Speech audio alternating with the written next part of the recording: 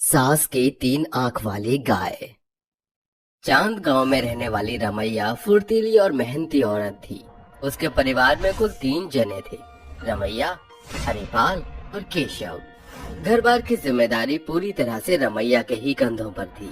उसके पास 3 आंख वाली गाय थी जो रमैया को अन्य गाय की तुलना में काफी सारा दूध दिया करती थी। रमैया को अपनी 3 आंख वाली गाय से काफी लगाव था। हाँ हाँ मेरी राम दुलारी, समझ रही हूँ। तेरी भूख के खातिर ही चारा तैयार कर रही हूँ, सब्र रख। रमैया चारा बनाकर अपनी भूखी गाय के आगे परोस देती है। उसकी गाय चारा सारा सफा चट कर जाती है और उसको चाट कर अपना प्यार जाहिर करती है। राम दुलारी, आज ना उपले खत्म होने वाले हैं, इसीलिए आज तो मुझे ढेर सारा गोबर दियो। उसकी गाय जोर शोर से सींग हिलाते हुए खूब सारा गोबर करती है। रमैया सारा गोबर टोकरी में उठाकर कहती है, धूप तो बड़ी अच्छी हो रही है, क्यों ना मैं अभी ही उपले बनाने का काम निपटा लूं। रमैया कड़ी धूप में पसीने बहाकर गोबर के उपले बनाकर उसे सूखने को रख देती है। तभी सांझ होने को आती है। गांव के लोग दूध के बर्तन लेकर उसके घर आ धमकते हैं। अरे रमैया भाजाई, आज दूध मिली कि नहीं? घर जाकर खाना भी बनाना है। थकी हारी रमैया गौशाला में आकर दूध निकालती है। अरे रमैया बहन, क्या बात है, आज तुम बड़ी थकी थकी सी दिखाई पड़ रही हो। अरे बस पूछो मत, न पति का सुख है न बेटे का। मेरे खातिर तो अपना हाथ जगन्नाथ है। अरे ऐसे क्यों बोल रही हो? हरिपाल भाई साहब और केशव कुछ करते धरते नहीं है क्या? अरे वो दोनों तो आलस की जीती जागती मूरत है, एक तिनका भी नहीं हिलाते। अरे भौजाई जी, जब काम काज के लेके इतना किलत मचल है तो घर माँ बहुरिया काहे नहीं ले आवत हो? बात तूने एकदम भली की। घर के कामकाज में इस कदर उलझ गई थी कि बेटे के ब्याह की सोच ही मन से ओझल हो गई थी। रमैया अपने बेटे केशव के लिए रिश्ते तलाशने लगती है। जो तलाश रीपना नाम की लड़की पर खत्म होती है, जो देखने में काफी सुंदर और पढ़ी लिखी होती है। केशव, मुझे तो रिपना बहुत पसंद है, तू अपनी राय बता दे। माँ, आपकी पसंद मेरी पसंद है। रमैया हंसी खुशी अपने बेटे केशव की चट मंगनी पट प्यार रचाकर रिपना को बहू बनाकर घर लाती है। बहू, मेरे इस छोटे से परिवार में तेरा स्वागत है। शुरुआती दिनों में रिपना का अपनी सास के प्रति काफी मधुर व्यवहार था, लेकिन धीरे धीरे दोनों के बीच कड़वाहट छाने लगी थी। एक बार की बात है। बस बहुत हो गया, अब मुझसे ये गुणी और संस्कारी बहू का ढोंग और नहीं हो सकता। अरे जिसका खुद का पति और बेटा उसकी कदर नहीं जानते, मुझे इससे क्यों डरना? एक सवेरे जानबूझकर रिपना देरी से सोकर उठती है। अरे बहू, क्या बात है, तेरी तबीयत ढीली है क्या जो आज इतनी देर से बिछोने से उठी? अब मैं हर दिन इसी वक्त उठूंगी, इसलिए तुम इसकी आदत डालो सासू माँ। अरे बहू, ये तू अपनी सास से किस ढीठ पने में बात कर रही है? बहू का देर से उठना घर से लक्ष्मी के वास का नाश करना है। ये बुढ़िया, बंद कर अपना ये प्रवचन, समझी ना? और कान खोल कर सुन, आज से मुझे इस दूध के आधे पैसे चाहिए, और अगर तूने किसी भी तरह की आनाकानी करने की सोची तो मैं तुम सबकी इज्जत उछालकर अपने मायके लौट जाऊंगी। अरे नहीं माँ, ऐसा गजब न करना, वरना गांव समाज में हमारी बहुत बदनामी होगी और मेरे सर पे ये कलंक लग जाएगा कि मैं बहू नहीं बसा सकी। मैं तुझे हर दिन दूध की बिक्री का आधा पैसा दे दिया करूंगी, वादा। रमैया को इस बात का बड़ा पछतावा हो रहा था कि काश ब्याह से पहले ही रिपना के अकड़ू और लोभ भरे मंसूबों को भांप पाती, तो आज ऐसा दिन न देखना पड़ता। वो हिम्मत हार कर गौशाला में बंधी अपनी 3 आंख वाली गाय से लिपटकर आंसू बहाने लगती है, जिसे देख उसकी गाय उसे पुचकारने लगती है। तेरी माँ आज एकदम अकेली पड़ गई है राम दुलारी। विवाह के बाद पति पर आस किया, वो आस टूटकर बिखर गई। फिर बेटे पर आस लगाई, वो भी चूर चूर हो गई। अब बहू ने शर्त रखी है कि तेरे दूध से आए आधे पैसे मुझे उसे देने होंगे। इसके लिए तुझे पहले की भांति मुझे और ज्यादा मात्रा में दूध देना होगा। अगले दिन से राम दुलारी पहले से भी ज्यादा मात्रा में दूध देने लगती है, जिससे 4 पैसे और ज्यादा आने लगे थे। ये ले दूध की आधी कमाई।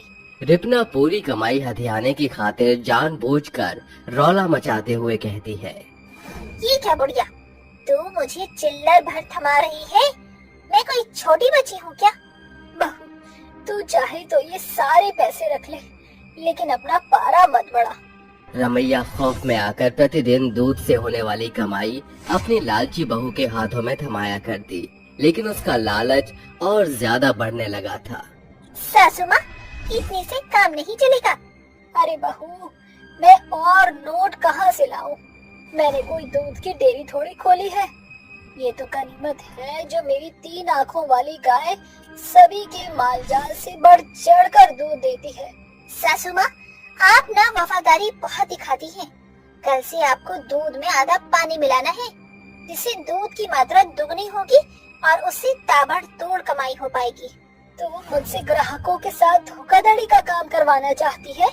देख बुढ़िया, तुझे ये करना ही होगा। अगले रोज से रमैया मजबूरन पानी वाला दूध बेचने लगी थी, लेकिन दुर्भाग्यवश उसकी भनक पूरे गांव वालों को लग जाती है। अरे रमैया भाजाई, सच बताओ, तुम दूध में पानी मिलाए के धंधा कब से करत हो? अरे भला हम गांव वाले दूध की कीमत देकर पानी क्यों खरीदेंगे? हमको ये घाटे का सौदा हजम नहीं होगा।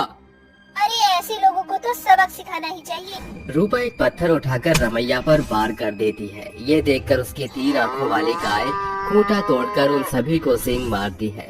गुस्से से तिलमिलाया सतनाम गाय पर लाठी बरसाकर चल पड़ता है। अपनी गाय का बुरा हाल देखकर रमैया भड़ास निकाल कर कहती है, देख ले बहू, तेरे लालच के चलते उन जालिम कसाईयों ने मेरी राम दुलारी को कितना मारा। ए बुढ़िया, तेरी इतनी जरूरत जो मेरे आगे छुरी की तरह जुबान चलाती है? अगले 1 हफ्ते के लिए तेरा खाना बंद और तेरी इस 3 आँख वाली गाय का दाना बंद। रमैया की बहू लालची तो थी ही, लेकिन अब उसमें कसाई की छवि भी सवार हो गई थी। वो अब अपनी सास और उसकी गाय पर बेहिसाब जुल्म ढाती है, जिसके चलते उसकी गाय एकदम बेजान और मरियल पड़ जाती है। सुनो जानवर की टोली, मैं बाजार जा रही हूँ चाट खाने। मेरे पीछे से रसोई घर में कदम रखने की जरूरत मत करना। उसके जाते ही रमैया कहती है, चल राम दुलारी, आज मैं तुझे खेत खलिहान घुमाने चलती हूँ। वहाँ तू जी भरकर घास खाना। रमैया अपनी गाय को लेकर चल देती है। तभी उसे रिपना के पीछे तेजी में आ रहा ट्रक देख राम दुलारी दौड़कर रिपना को अपनी सींग से दूर फेंक देती है, लेकिन उसके पैर घायल हो जाते हैं। वो स्तब्ध होकर बैठ जाती है। ये मेरी वजह से क्या हो गया? रिपना अपने पल्लू का बड़ा सा टुकड़ा गाय के पैरों में बांधकर उससे लिपट कर रो पड़ती है। मुझे माफ कर दो राम दुलारी, आज तू ना होती तो शायद मेरी सांसें रुक गई होती। रिपना पछताते हुए अपनी सास और गांव के लोगों के सामने माफी मांगकर कहती है, आप सभी की असली कसूरवार मैं हूँ। दूध में मिलावट मैंने ही कराया था। माँ जी और राम दुलारी तो वफादारी से अपना काम कर रही थी। हे शिव, हमने गलत फहमी का शिकार होकर एक बेजुबान जानवर पर वार किया। हमें माफ कर दे राम दुलारी। सभी सच से वाकिफ होकर 3 आँखों वाली गाय का दूध खरीदने लगते हैं। अब रिपना अपनी सास के साथ मिलकर दूध के व्यापार को आगे बढ़ाकर और भी गाय खरीदकर दूध का फार्म खोलकर अच्छी कमाई करने लगते हैं। रूपाली अपनी नटखट बेटी दिया और पति सुरेश के साथ एक छोटे से घर में रहा करती थी। दिया एक बहुत चुलबुली लड़की थी, जिसे गोले से बड़ा ही प्यार था। वो कहीं भी जाती तो सबसे पहले गोले को ही देखा करती। यहाँ तक कि वो किसी की शादी में भी जाती तो दूल्हा दुल्हन को बाद में, गोले को पहले देखा करती। ऐसी एक बार की बात है जब रूपाली दिया के साथ शादी में जाती है। जहाँ जाते ही दिया गोले पर टूट पड़ती है और खुद से बोलती है, हाय हाय, मजा आ गया, आज तो पेट भर के गोला खाऊंगी। दिया बेटा, आज कौन सा तेरे पैसे लगने हैं? इतना बोलकर दिया गोला खाना शुरू कर देती है। फिर क्या था, ये देखकर सभी मेहमानों की नजर दिया पर मानो जैसे अटक जाती है और तभी दिया बोलती है, आप सब मुझे ऐसे क्यों देख रहे हैं? कभी किसी लड़की को गोला खाते नहीं देखा क्या? और वैसे भी बारात को आने में भी बहुत समय है। और एक बात बताओ, इंसान शादी पार्टी में आता ही क्यों है? खाने के लिए ना। तो फिर आप सब मुझे ऐसे क्यों देख रहे हैं? जिसके बाद सभी दिया पर से नजरें हटाकर शादी को एंजॉय करने लगते हैं। पर इतने गोले खाने के बाद भी दिया जी का तो पूरा ध्यान शादी पर न होकर गोले पर ही रहता है। ये सब देखकर उसकी माँ बोलती है, अरे बेटा, गोले से ध्यान हटाकर अब थोड़ा दुल्हा दुल्हन को भी देख लो। कब से तो देख रही हूँ माँ कि लड़का लड़की को खिलाता है तो वो शर्माती है, हम जब लड़की लड़की को खिलाती है तो वो शर्माता है। मेरी शादी होगी तो मैं तो अपने पति से पहले ही बोल दूंगी, मुझे सबसे पहले गोले ही खिलाए। अरे अगर तू दुल्हन होकर इतना गोले गोले करेगी तो लड़की वाले पता है तुझे क्या बोलेंगे? कहेंगे कि हमारे गोले वाली दुल्हन है। जिसको जो बोलना है बोल ले, पर मैं तो शादी वाले दिन चुपके से बाहर जाकर गोले खाकर आऊंगी। ये तो मेरी फैंटेसी है। कुछ देर बाद दिया और रूपाली शादी के फंक्शन से घर आ जाते हैं। ऐसे ही कुछ दिन बीत जाते हैं और रूपाली अपनी सास से बोलती है, माँ जी, अपनी दिया बड़ी हो गई है, मैं सोच रही हूँ कि इस साल उसके हाथ पीले कर दो। अरे बहू, तूने तो मुझसे मेरे मुंह की बात छीन ली। मैं अभी सारे रिश्तेदार वालों से अपने दिया की शादी की बात करती हूँ। फिर क्या था, रूपाली के सास फटाफट अपने सभी रिश्तेदार के पास फोन घुमा देती है और सभी को दिया के लिए लड़का ढूंढने को कह देती है। बहुत जल्दी दिया के लिए एक अच्छा लड़का देख लिया जाता है। लड़का अच्छे घर से होता है और उसका नाम विवेक होता है। विवेक अपनी माँ पुष्पा के साथ दिया को देखने उसके घर जाता है, जहाँ दिया अपने हाथों से लड़के वालों के लिए तरह तरह के पकवान बनाती है, साथ ही गोले भी बनाती है। अब क्या था, दिया सबके सामने गोले को रखकर बोलने ही वाली होती है कि तभी दिया की दादी बोलती है, अरे हमारी दिया बड़ी ही संस्कारी है, घर के सारे काम काज करने आते हैं इसको, और खाना तो पूछिए ही मत।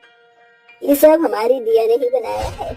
आप एक बार इसके हाथों का गोला खाकर देखिए, बड़े ही स्वादिष्ट गोले बनाती है हमारी दिया। जिसके बाद दिया बोलती है, ये मेरी स्पेशल रेसिपी है। कुछ देर बाद लड़के वाले रिश्ता पक्का करके चले जाते हैं। ऐसे ही दिन बीतने लगते हैं और शादी से एक दिन पहले दिया अपने मंगेतर विवेक से फोन पर बात कर रही होती है और उससे बोलती है, सुनो, होली मेरी फेवरेट है। मैं चाहती हूँ कि आप मुझे मेरे मुंह दिखाई पर गोले ही गिफ्ट करें। हम दोनों साथ में मिलकर खाएंगे। अरे दिया, मुंह दिखाई में गोले कौन मांगता है? खैर, तुम्हें गोले खाने हैं ना, मैं तुम्हें शादी के बाद बहुत सारे गोले खिला दूंगा, तुम फिक्र मत करो। शादी के बाद क्यों? शादी वाले दिन क्यों नहीं? जिस दिन हमारी शादी होगी उसी दिन आप मुझे अपने हाथों से गोले खिलाना। अच्छा ठीक है, जैसा तुम कहो। आखिर दिया अपने मन की बात विवेक से मनवा ही लेती है। देखते ही देखते शादी का दिन पास आ जाता है। दिया दुल्हन के जोड़े में बहुत अच्छी लग रही थी। सभी लोग बाहर शादियों में तैयारी में लगे थे, तो वहीं दिया अकेले अपने रूम में तैयार होकर बैठी होती है और खुद से बोलती है, आज मेरी ही शादी है और एक दुल्हन अपनी शादी पर गोले नहीं खा पा रही। हे भगवान, ये कैसा अन्याय हो रहा है एक दुल्हन के ऊपर। शायद ही आपने ऐसी दुल्हन देखी होगी जो अपनी ही शादी के गोले खाने के लिए ऐसे बेसब्र हो रही हो। अब क्या था, दिया धीरे से दरवाजे के पास जाती है और अगल बगल देखने लगती है। रास्ता साफ देखकर दिया जल्दी से बाहर जाती है और पास के ही एक गोले वाले के पास जाकर गोले वाले से बोलती है, अंकल जी, आज मेरी शादी है और मैं दुल्हन हूँ, इसीलिए आप जल्दी से ना सबसे पहले मुझे अच्छे रंग बिरंगे गोले खिला दो, ताकि ये दुल्हन जल्दी से अपनी शादी में जा सके। मेरा दूल्हा वेट कर रहा होगा। गोले वाला दिया की हरकतों पर हंसता है और उसे गोले खिला देता है। दिया गोले खा ही रही होती है कि तभी गोले वाला दिया से बोलता है, अरे बिटिया, तुम तो दुल्हन हो, तुम्हें गोले खाने के लिए बाहर आने की क्या जरूरत है? काका कैसे न खाती, मैं हमेशा इसी टाइम पर आपसे गोले खाती हूँ। अगर मैं आज दुल्हन बन गई तो इसका मतलब ये थोड़ी ना कि आज लास्ट दिन मैं आपसे गोले नहीं खाऊंगी। जिसके बाद गोले वाला खूब हंसता है और दिया को आशीर्वाद देता है। दिया गोले खाकर जल्दी से अंदर जाती है, जहाँ दिया की माँ उसे उसके कमरे में ढूंढ रही होती है। दिया जैसे ही अपने कमरे में जाती है तो रूपाली उससे बोलती है, दिया बेटा, तू कहाँ चली गई थी? तुझे पता है मैं कितना डर गई थी। आज तेरी शादी है, तू दुल्हन है बेटा। माँ मुझे पता है आपकी दिया बाहर गोले खाने के लिए गई थी। क्या करूँ मैं तेरा? तुझे कुछ चाहिए था तो तू मुझसे बोल देती ना, मैं तेरे गोले ले आती। इस तरह बिना बताए बाहर जाने की क्या जरूरत थी? सब नीचे तेरा वेट कर रहे हैं। जिसके बाद दिया अपनी माँ के साथ नीचे जाती है। शादी का कार्यक्रम शुरू हो जाता है। बहुत जल्द दिया और विवेक की शादी हो जाती है।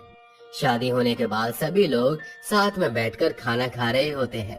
खाने की टेबल पर हर तरह के पकवान रखे थे, सिवाय दिया के फेवरेट गोले के।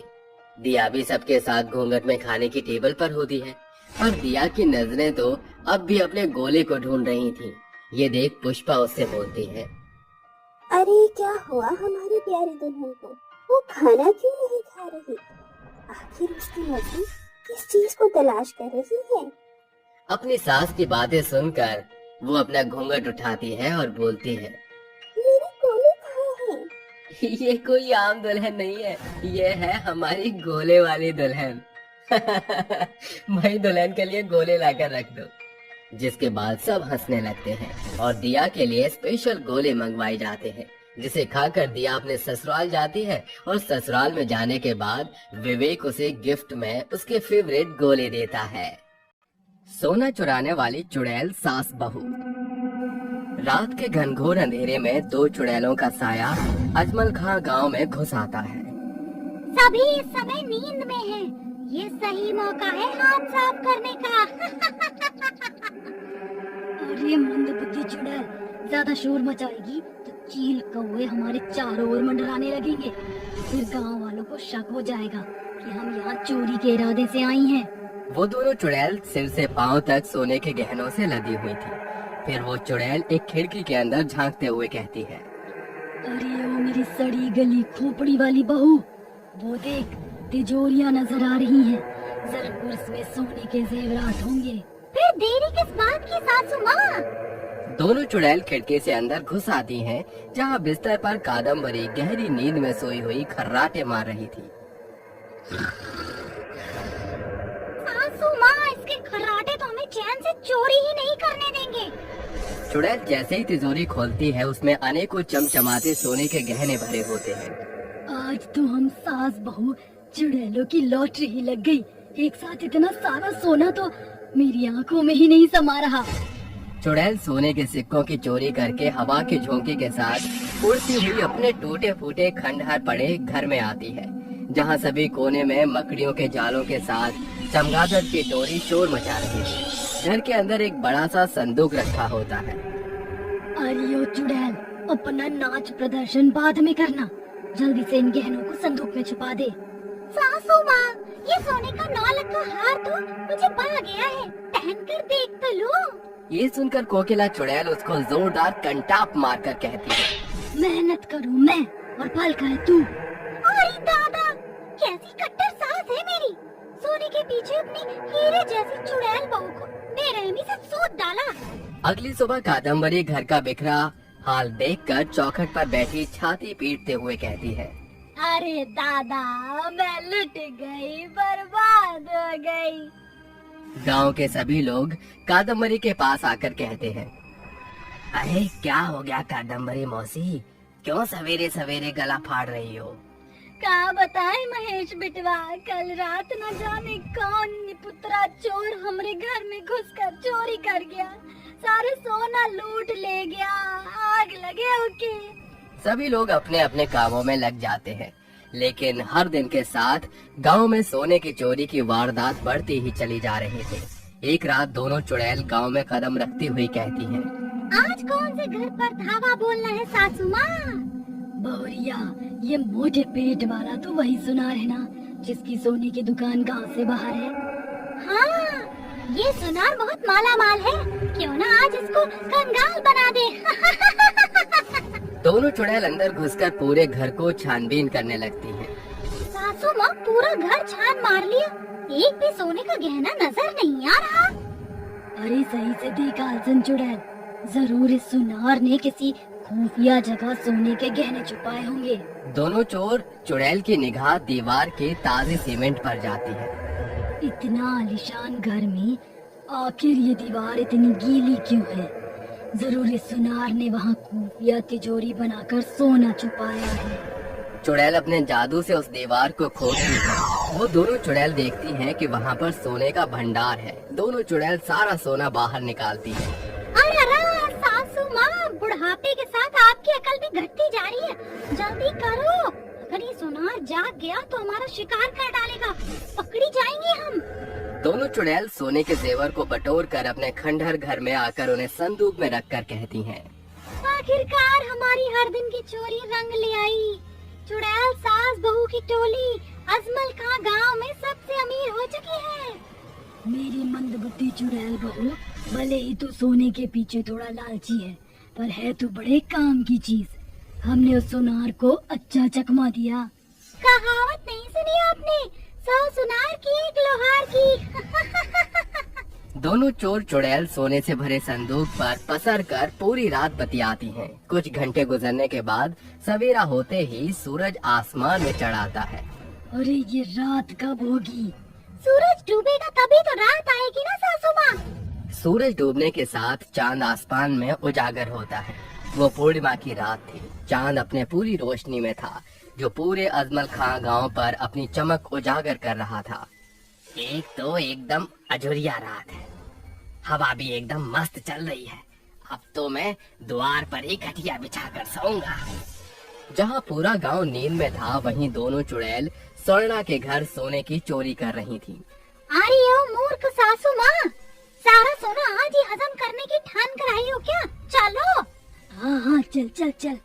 चोर चुड़ैल दबे पांव जमीन पर चलने लगती है। तभी उनके पांव में बंधे सोने की पायलों की छम छम गांव में गूंज उठती है कि अचानक सूरज की आंख खुलती है। अरे ये कौन आधी रात घुंघरू छनका रहा है? उसकी नजर कंधे पर पोटली धरे भाग रही चुड़ैल पर जाती है। अरे बाप रे, सोने के इतने आभूषण अजमल खां गांव के तो भाग चमक गए। साक्षात लक्ष्मी मैया दर्शन देने आ गईं। नींद में होने की वजह से सूरज को सब कुछ धुंधला दिखाई पड़ रहा था। फिर जैसे ही वो आंखें मलता है, चुड़ैल को देखकर कहता है, अरे दादी, ये तो चुड़ैल है। अरे इसका मतलब गांव में हो रही सोने की चोरी करने वाला कोई और नहीं बल्कि ये चुड़ैल है। सुबह होते ही वो गांव के सभी लोगों को इकट्ठा करता है। सूरज, हमें यहाँ क्यों बुलाया है? अरे मुंह में दही जमा लिया है का? कुछ बोलते का है नहीं? अरे गांव में सोने की चोरी करने वाले का पता चल गया। वो चोर किस गांव का रहने वाला है, बता सूरज। अरे वो जिंदा नहीं बल्कि मुर्दा है। अरे 2-4 चुड़ैल ही सभी के घरों में सोना चुरा रही हैं। तो एक चुड़ैल मुझको सुनार से भिखारी बना गई। तेरी जैसे पुराने जमाने में लोग घर के जमीन में सोना गाड़ कर रखते थे, हमको बचे हुए सोने को घर की जमीन में गाड़ना होगा। आज रात वो चुड़ैल चोरी के मंसूबे से दोबारा जरूर आएगी। आने दो उसे। सभी गांव वाले चुड़ैल को आता देख घरों की छत पर कुछ पेड़ों के पीछे तो कुछ पेड़ों के ऊपर छुप जाते हैं। तभी चुड़ैल कदम रखकर कहती है, आज एक बार में सारे सोने की सफाई करके ही जाएंगे। लेकिन आज सभी घर खाली क्यों है और इतना सन्नाटा क्यों है यहाँ? चुड़ैल गांव के प्रत्येक घरों को छान मारती है, लेकिन उसके हाथ कुछ नहीं आता। लगता है ये गांव वालों की कोई चाल है। दोनों चुड़ैल विशाल अवतार धरकर मुंह से आंधी उगलने लगती।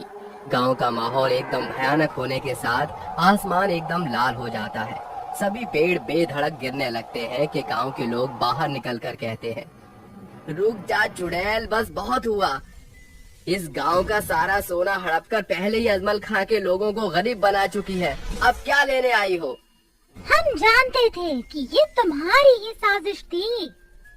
सोना चुराने का बड़ा शौक है ना तुम चुड़ैलों को। आज सोना खिलाकर तुम्हें मौत के घाट उतारता हूँ।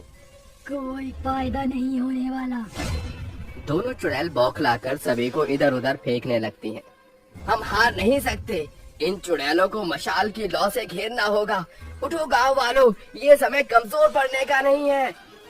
सभी मशाल की लौ से चुड़ैल को गोल घेरे में कैद करके कहते हैं, बता क्यों कर रही है तू सोने की चोरी?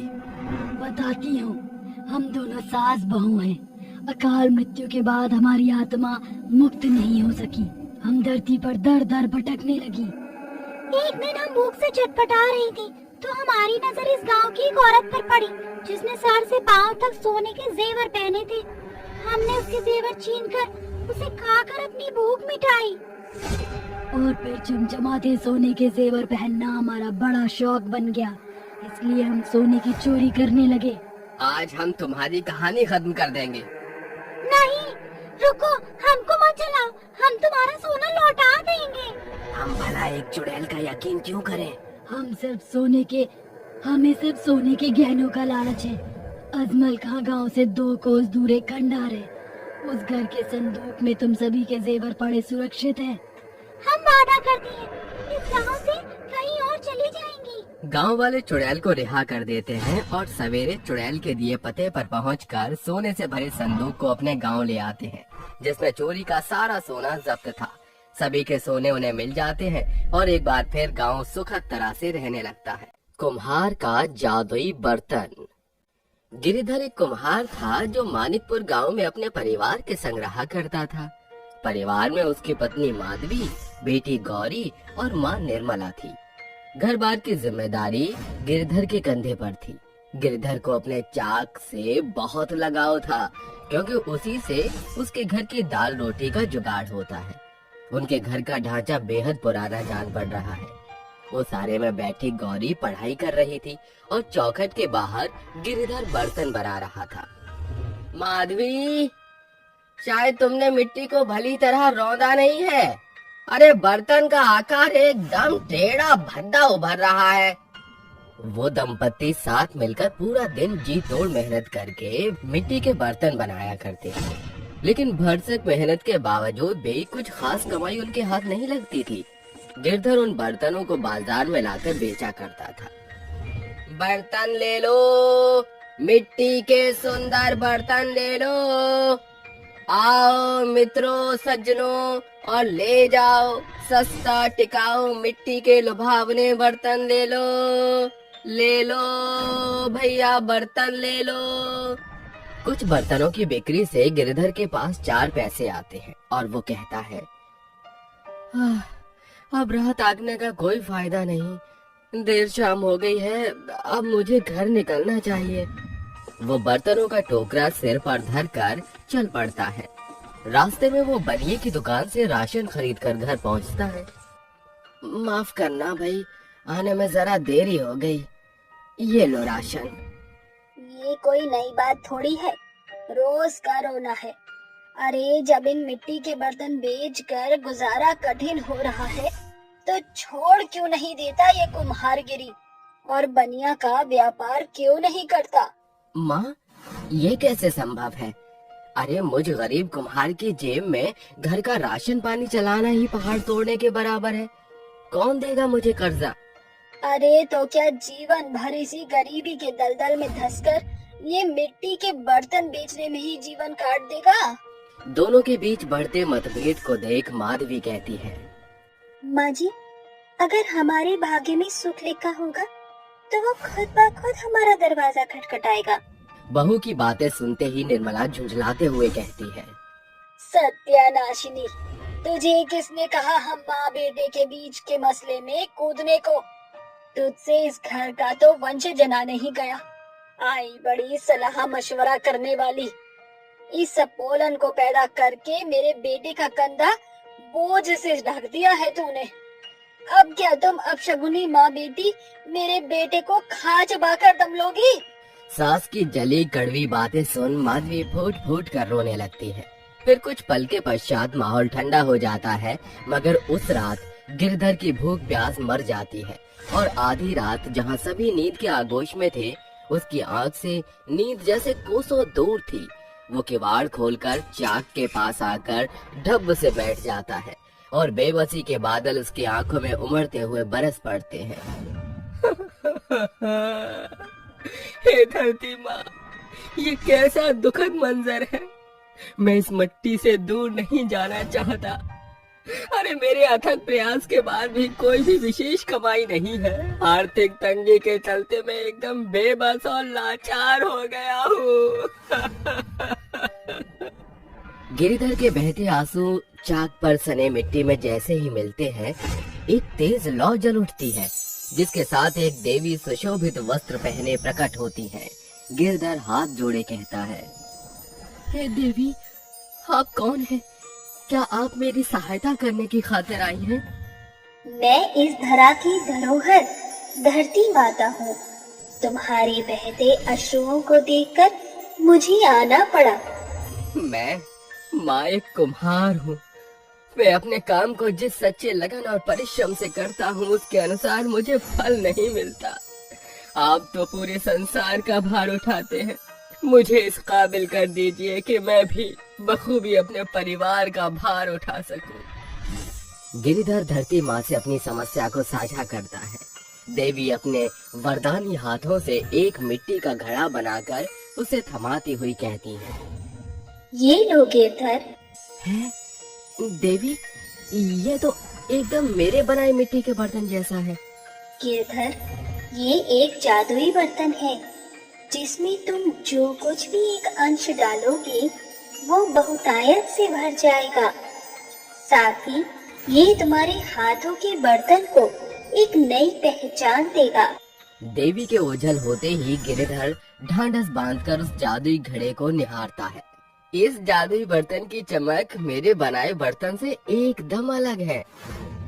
वो उसे घर के भीतर लाकर एक कोने में रख देता है। सवेरे उठने पर उसे कुछ अलग ही मंजर दिखाई पड़ता है। बाबूजी, आपको पता है ये मिट्टी का बर्तन जादुई है। सवेरे मैं जब खाना खा रही थी तो मेरे खाने का निवाला इसके भीतर गिर पड़ा और फिर उसमें से ढेर सारा खाना निकला। इसका मतलब कि ये सचमुच जादुई बर्तन है। वो उस बर्तन को चाक से छुआकर एकाएक मिट्टी के बर्तन बनाना शुरू करता है। अरे ये तो कमाल हो गया। इतने बरस में आज पहली दफा मुझ कुम्हार के हाथों इस मिट्टी के बर्तनों में अलग ही निखार चढ़ा है। जी, आपने मिट्टी के बर्तन तो एकदम भले आकार के बनाए हैं, मगर मुझे इसमें कुछ कमी खल रही है। इन बर्तनों को आकर्षक रूप देने के लिए हमको औरों की भांति इन पर चित्रकारी नक्काशी करनी चाहिए। उससे मिट्टी के बर्तनों की खरीद पर जोर पड़ेगा। मगर रंगों की कीमत तो आकाश छू रही है। तुम चिंता न करो। गिरधर फूल पत्तियां तोड़कर उन्हें पीसकर जादुई बर्तन के भीतर उड़ेल कर कहता है, अब देखना ये जादुई बर्तन का कमाल। जादुई मिट्टी के घड़े के भीतर एक उथल पुथल उठने के साथ उफान उठता है। अरे वाह, ये तो सचमुच जादुई मिट्टी का बर्तन है। इसने हमारे अल्प मात्रा के रंग को कितना ढेर सारा बना दिया। दोनों साथ मिलकर सभी मिट्टी के बर्तनों पर नक्काशी करते हैं, जिसे लेकर गिरधर बाजार में बेचने पहुंचता है। सुंदर मनमोहक मिट्टी के बर्तन, अरे सुंदर मनमोहक मिट्टी के बर्तन ले लो। स्वर्णा और मुग्धा नाम की दो औरतों की नजर गिरधर के मिट्टी के बर्तनों पर पड़ती है। फिर वो कहती हैं, अरे वाह, तुम्हारे मिट्टी के बर्तन तो सबसे अद्भुत हैं। इन पे की गई फूल पत्तियों की नक्काशी तो एकदम दर्शनीय है। क्या दाम है इन बर्तनों का? अरे एकदम सस्ता है भौजाई, 20 रुपए का एक। इतना सस्ता मोल कच्ची मिट्टी के बर्तन है क्या? बनावट से तो बर्तन बड़ा ही टिकाऊ और मजबूत दिखाई पड़ रहा है और इसकी नक्काशी में मानो जादू का जाल बिछा हो।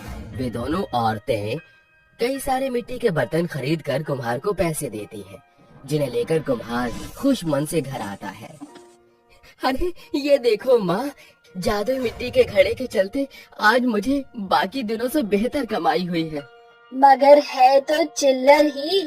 तेरे जादुई बर्तन में अगर सचमुच में जादू भरा है तो इन्हें 10 गुना करके दिखाए। मिट्टी के बर्तनों की बिक्री को गिरधर जादुई मिट्टी के घड़े में डालता है। तभी सिक्कों के खनकने के शोर के साथ पूरे घर में बौछार लग जाती है। ये देख लालची निर्मला की आंखें चमक उठती हैं और वो गिरधर कहता है, माँ जादुई मिट्टी के बर्तन ने अपना जादू तो दिखा दिया। वो सभी साथ मिलकर उन पैसों की गिनती करते हैं जो काफी ज्यादा होते हैं। ये तो बड़ी रकम है। पिताजी, क्या इनसे हम बड़ा घर खरीदने का सपना पूरा कर सकते हैं? हाँ गौरी, इस जादुई मिट्टी के बर्तन से हम अपना हर नामुमकिन सपना साकार करेंगे। वो एक बड़े ही सुंदर हवादार घर की नींव खड़ी करते हैं और सारी सुख समृद्धि की चीजें खरीद लेते हैं। साथ ही गौरी की भी बड़े से विद्यालय में एडमिशन करा देते हैं। अरे गिरधर, अब तो हमारे घर में धन धान्य की कोई कमी नहीं, और फिर हमारे पास वो जादुई बर्तन भी तो है। अब तुझे मिट्टी के बर्तन बनाने की कोई जरूरत नहीं। माँ, मैं इसलिए ये मिट्टी के बर्तन नहीं बना रहा कि मुझे आवश्यकता है, बल्कि एक कुम्हार की पहचान उसके मिट्टी के बर्तन से ही जान पड़ती है। जादुई मिट्टी के बर्तन से सारी अभिलाषा और विलासिता की चीजें संपन्न होने के बावजूद भी गिरधर में जरा भी अहंकार नहीं आता। न ही उसके अपने हाथों से बनाई मिट्टी के बर्तन और कुम्हार होने की चाहत के प्रति रुझान कम होता है। वो सदा ही अपने काम के प्रति एक समान खरा जान पड़ता है और साथ ही अपने जादुई मिट्टी के बर्तन से औरों की मदद भी करता है। बच्चा चुराने वाली सास बहू। करमपुरा गांव में रात के घनघोर अंधेरे में दो औरतों के बुदबुदाने की आवाज सुनाई पड़ रही थी। अरे शुभी बहू, जल्दी कदम बढ़ा, देख हमें उजाला होने से पहले अपने काम को अंजाम देना होगा। चोर सास बहू नीमकी के घर में घुसकर उसके बगल में सो रहे बच्चे को चुरा ले जाती है। सवेरे आँख खुलने पर नीमकी अपने दूध मुहे बच्चे को न पाकर भौचक्की रह जाती है। मेरा बच्चा, हे भगवान, मेरा मुन्ना कहाँ चला गया? वो सभी के घरों में अपने बच्चे की छानबीन करने लगती है। अरे क्या हो गया नीमकी, इतनी शिद्दत से कौन से हीरे जवाहरात की खोज कर रही है तू? मेरा मुन्ना लापता है सरपंच जी। क्या? मगर ऐसे कैसे हुआ? रात में बिजली जाने के बाद मुन्ना बहुत रो रहा था, तो मैं किवाड़ भीड़ के घर के ओसारे में मुन्ने को लेकर सो गई और आँख खुली तो मुन्ना गायब था। इसका मतलब कल रात हमारे गांव में किसी बच्चा चोर ने दस्तक दी थी। अब सभी को अपने बच्चे के प्रति चौकन्ना रहना होगा भाई। सभी औरतें सरपंच की सलाह मानकर रात में अपने घर के दरवाजे बंद करके सोने लगती हैं। तभी आधी रात बच्चा चोर सास बहू गांव में आ धमकती है। सासू माँ, सभी ने अपने घरों के दरवाजे बंद कर रखे हैं, ऐसे तो हम अपने मकसद में कामयाब नहीं हो पाएंगे। सब्र रख बहू, जैसे ही बत्ती गुल होगी हम अपना काम चालू कर देंगे। अचानक आधी रात बिजली की कटौती के साथ अंबिका का बच्चा जोर शोर से बिलख बिलख कर रोने लगता है। क्या करूं, हमरा लल्ला तो गर्मी से बिलबिला कर रोए जा रहा है। अंबिका के लाख पैतरे आजमाने के बाद भी उसका बच्चा चुप नहीं होता। अरे काहे काय करत है बचवा, गांव में सरेआम बच्चा चोर घूमत है। बच्चे के लगातार चीखने के कारण अंबिका थक हार कर किवाड़ खोलकर चौखट पर आ बैठती है। आहा, कोठरी के भीतर तो जैसे आग बरसत है, यहाँ कितना शीतल हवा बहत है।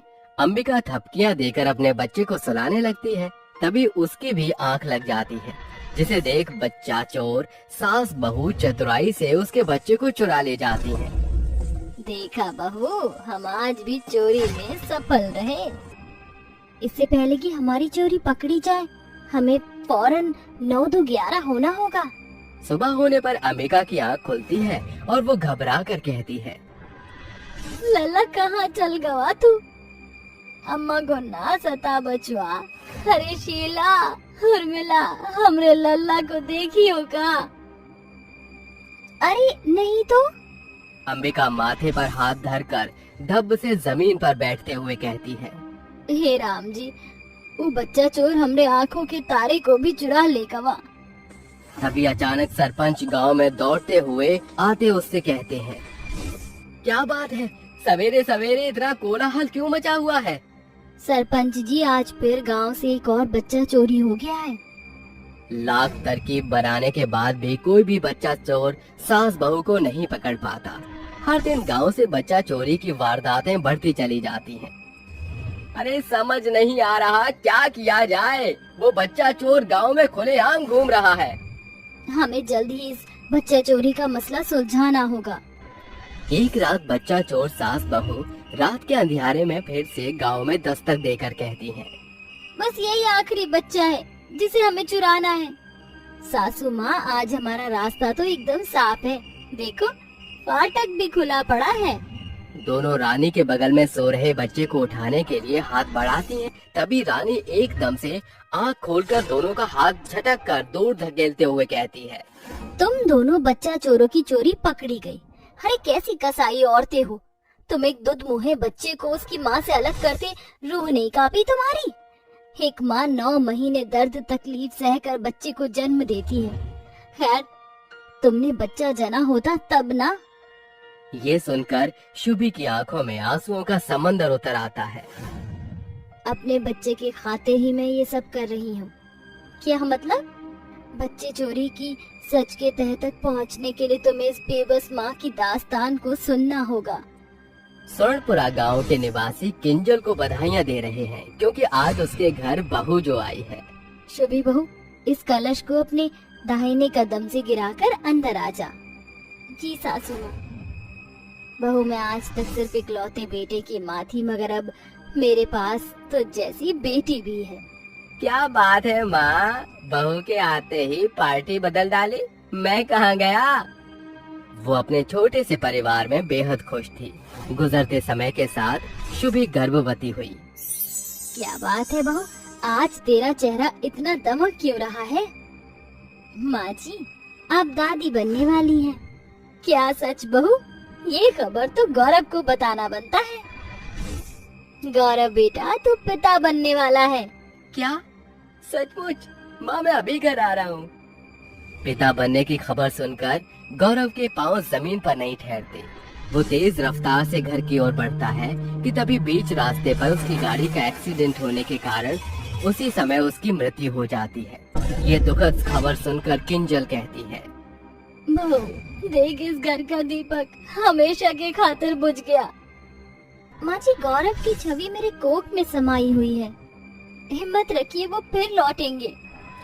समय के तेज पड़ाव के साथ शुभी गर्भावस्था के 9वें महीने में कदम रखती है। फिर एक रात, माँ जी उठिए, मुझे प्रसव पीड़ा शुरू हो चुका है, मुझे अस्पताल ले चलिए। दोनों सास बहू अस्पताल पहुंचते हैं जहां शुभी एक बेटे को जन्म देती है। अरे मुबारक हो, आपको बेटा हुआ है। गोद में लिए बच्चे को नर्स शुभी के हाथों में थमाकर कहती है, ये रहा आपका बच्चा। शुभी अपने बच्चे को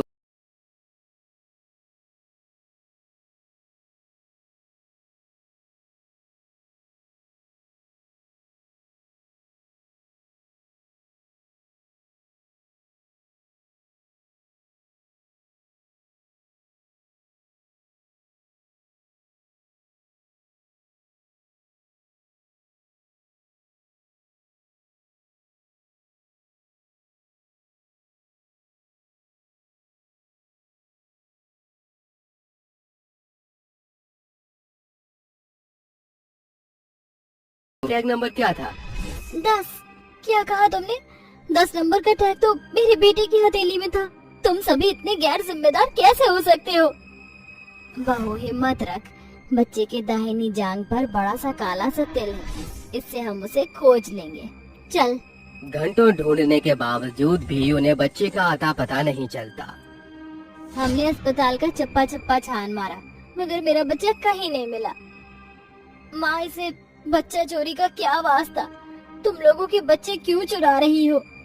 हम सब सभी के जन्मजात बच्चों को चुराकर उनकी तलाशी होती है, और जब अपने बच्चे का निशान नहीं पाते तो अगली रात उन्हें घर छोड़ कर आते हैं। सवेरे रानी पूरे गांव के सामने बच्चा चोर सास बहू का जिक्र बयान करते हुए कहती है, देखिए, भले ही इनका तरीका गलत था, लेकिन एक माँ होते हुए हम इसका हाल समझ सकते हैं। हमें एकजुट होकर इनकी मदद करनी होगी। सभी औरतें उनके संग मिलकर आस पड़ोस के गांव में उनके बच्चे की खोजबीन करती हैं। अरे रानी, अब तक तो चोर इनके बच्चे को कसाईयों के हाथ बेच चुका होगा। लगता है अब हमें खाली हाथ ही लौटना पड़ेगा। अचानक दोनों सास बहू को एक झोपड़ी से आ रही बच्चे की आवाज सुनाई पड़ने पर वो दौड़कर झोपड़ी में आती हैं। कौन हो तुम सब? माँ जी, वो देखिए, वही तिल जो हमारे बच्चे के जांग पर था। नीच कमीने, लौटा मेरा बच्चा। ये मेरा बच्चा है, भागो वरना। सभी बौखलाई औरतें चोर पर वार करके उसे चोटिल कर देती हैं, जिसके बाद सरपंच पुलिस को लेकर वहां आ धमकता है। इंस्पेक्टर साहब, लेकर जाइए इस चोर उचक्के को और इसे कड़ी सजा देना। देख बहू, हमारे कुल का दीपक आज हमारी आंखों के सामने है। हाँ माँ जी, गांव की औरतों का साथ हमें हमारे बच्चे तक ले ही आया। आप सबका शुक्रिया। इस तरह दोनों सास बहू अंत में हंसी खुशी नन्हे मेहमान का स्वागत करती हैं।